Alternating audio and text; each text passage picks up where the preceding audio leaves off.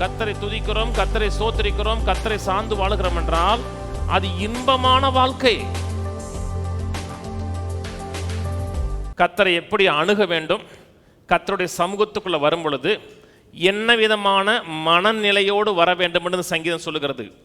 அவர் வாசல்களில் துதியோடும் அவருடைய பிரகாரங்களில் புகழ்ச்சியோடும் பிரவேசித்து அவரை துதித்து உள்ள என்ட்ரி ஆகும் பொழுதே, அவரோடு நீங்கள் கனெக்ட் ஆகும் பொழுதே உங்களுடைய ஆட்டிடியூடு எப்படி இருக்குன்னு சொல்லப்பட்டிருக்கிறது. தேவ சமூகத்தில் வரும் பொழுது, தேவனை சந்திக்கும் வரும்போது ஒரு நன்றியுள்ள இருதயத்தோடு தேவனை துதிக்கக்கூடிய ஒரு மனப்பான்மையோடு உள்ள வாங்கங்கிறார்.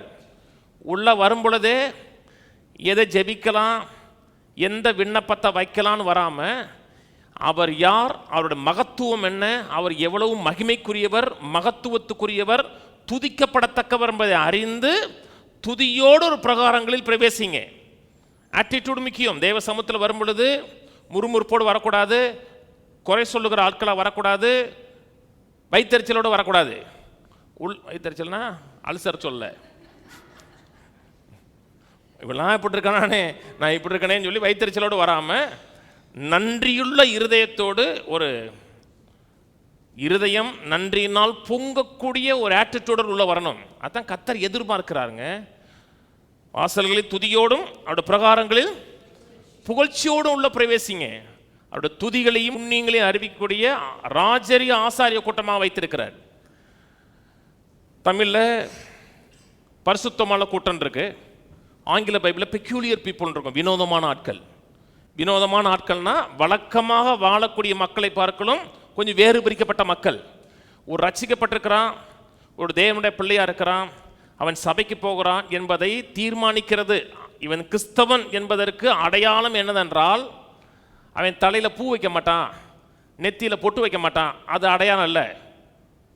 நான் சொன்னது அப்போ ஃபஸ்ட்டாக பொட்டு வைக்க சொல்கிறீங்களா? சொல்லலை, அது அடையாளம் இல்லைன்னு சொன்னேன். அது அடையாளம் இல்லை. பூ வைக்கலாமா, வச்சா பிடிச்சா வச்சுக்கோங்க, இதெல்லாம் பெரிய இஷ்யூ கிடையாது. பூ வச்சா வைக்கிங்க, பிடிக்கலன்னா விட்டுருங்க, அதெல்லாம் இஷ்யூ கிடையாது. ஒரு கிறிஸ்தவன் என்பதற்கு எந்த போர்டு வச்ச சபைக்குள்ளே போகிறான் அது அடிப்பில் கிடையாது.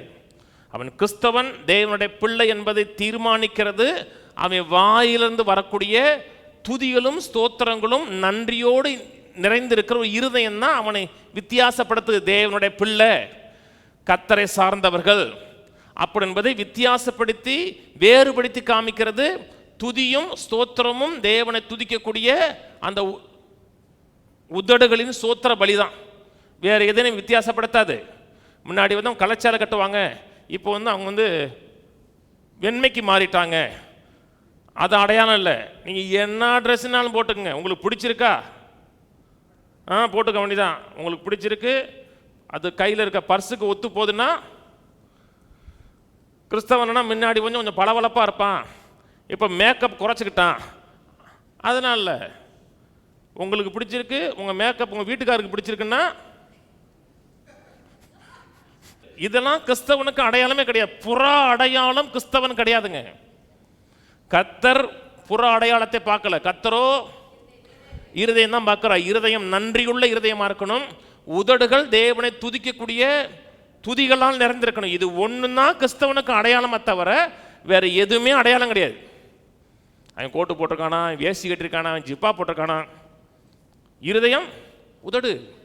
நீங்கள் சரியாக கர்த்தரை துதிக்கக்கூடிய ஆளாக இருக்கிறீர்கள் என்றால் நீங்கள் விசுவாசத்தில் வாழக்கூடிய ஆளாக இருப்பீங்க.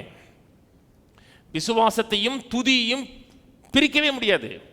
விசுவாசிக்கிறான்னா துதிப்பான், துதிப்பான்னா எதோ ஒன்று விசுவாசிக்கிறான்னு அர்த்தம், வேறு பிரிக்கவும் முடியாது. கர்த்தர் விசுவாசத்தில் பிரியப்படுகிறார்.